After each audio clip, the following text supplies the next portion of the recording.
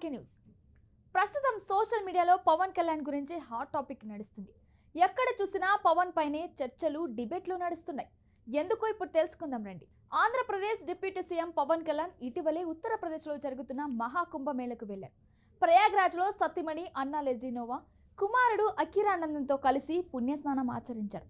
గంగా, యమున, సరస్వతి పుణ్యనదుల కలయికైన త్రివేణి సంగమానికి హారతులిచ్చారు.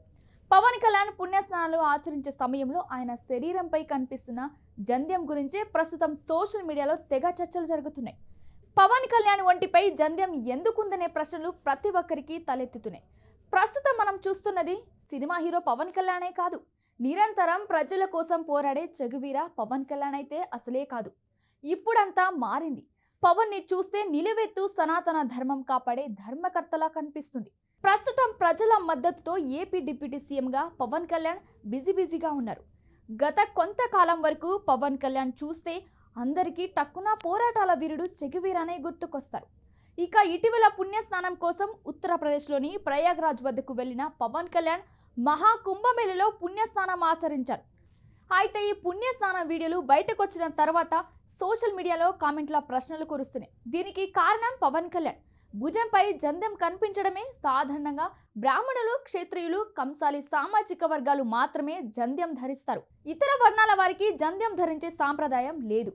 కానీ పవన్ కళ్యాణ్ ఒంటిపై జంధ్యం కనిపించింది. వాస్తవానికి ఆయన కాపు సామాజిక వర్గానికి చెందినవారు. దీంతో సామాజిక వర్గంలో జంధ్యం ధరించే సాంప్రదాయం లేదు. ఈ నేపథ్యంలో పవన్ మేడలో జంధ్యం కనిపించడం ఆసక్తిగా మారింది. దీంతో ఆయన అసలు కాపు సామాజిక వర్గాన్ని వదిలేశారా, బ్రహ్మత్వం స్వీకరించారా అనే కొత్త సందేహాలు పుట్టుకొస్తున్నాయి. ఇక గతంలో కూడా తిరుమల లడ్డు విషయంలో అపవిత్రం అయిందన్న ఆరోపణలు వచ్చినప్పుడు పవన్ సనాతన ధర్మ దీక్ష చేసిన విషయం తెలిసిందే. ఈ సమయంలో ఆయన ఇంట్లోనే యాగం కూడా చేశారు. ఆ సమయంలో ఆయన జంధ్యం ధరించి ఉంటారని కొందరు అభిప్రాయపడుతున్నారు. అయితే అప్పుడు కాదు, మహాకుంభమేళకు వెళ్ళినప్పుడు వేసుకుని ఉంటారని మరికొందరు చెప్తున్నారు.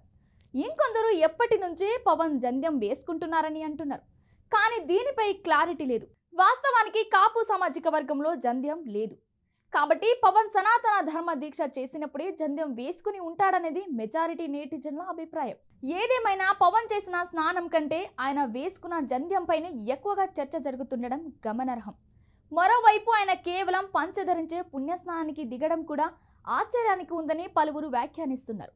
సాధారణంగా సెలబ్రిటీలు, మంత్రులు కూడా కట్టుబట్టలతో పూర్తి వస్త్రాలతోనే పుణ్యస్నానాలు చేశారు.